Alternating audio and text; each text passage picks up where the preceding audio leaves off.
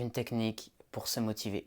Si tu arrives à avoir davantage de motivation, tu auras plus de pouvoir de volonté, plus de volonté dans ta journée et donc tu pourras faire plus. Et forcément, si on prend plus d'action, si on entreprend plus d'action, on va avancer davantage. Dans cette vidéo, j'aimerais te partager une technique qui va te permettre d'augmenter cette motivation. Si tu veux améliorer ton mental pour être plus performant, tu peux t'abonner à cette chaîne et activer la petite clochette pour ne rien louper. Donc la technique que je voulais te partager dans cette vidéo est très simple. En fait, cela consiste à se concentrer, à se focaliser sur la douleur que peut t'apporter une action ou le fait de ne pas faire cette action. Je m'explique. En fait, si tu vas te focaliser sur des conséquences douloureuses, au bout d'un moment, ça va te motiver. Alors il faut du temps, parfois il faut de l'entraînement.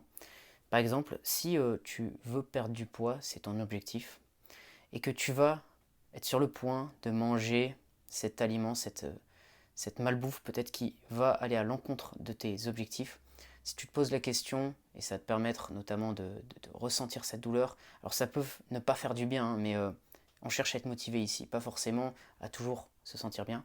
Si tu te poses la question, qu'est-ce que ça va me coûter de manger cette malbouffe, ce McDo, tu vas développer des réponses qui vont créer une réaction émotionnelle de la douleur, qui va te motiver à ne pas entreprendre cette action. Lorsque tu vas focaliser ton attention suffisamment sur cet aspect douleur, eh bien ça peut te motiver à ne pas entreprendre cette action et donc forcément à suivre peut-être ton plan alimentaire si tu as des objectifs de perte de poids, mais tu peux utiliser ça dans différents domaines. L'important, c'est que tu puisses ressentir cette douleur qui te permet d'être motivé, en fait d'entreprendre la bonne action au lieu de te laisser aller et d'être dans le hasard, en fait, d'évoluer sans vraiment avoir de contrôle. Parce que quand tu fais ça, tu gères mieux tes émotions, si tu veux. Lorsque tu contrôles un peu plus cet aspect motivation, tu es en contrôle de ce que tu fais davantage que si tu te laisses aller. Et la gestion des émotions, c'est vraiment important en préparation mentale. Il y a différentes techniques. La gestion des émotions, ça peut passer par des objectifs inspirants, des objectifs qui vont t'amener à avancer. C'est-à-dire que lorsque tu y penses, voilà, ça te motive, tu as envie d'entreprendre des actions. Tu as envie de te diriger vers cette cible.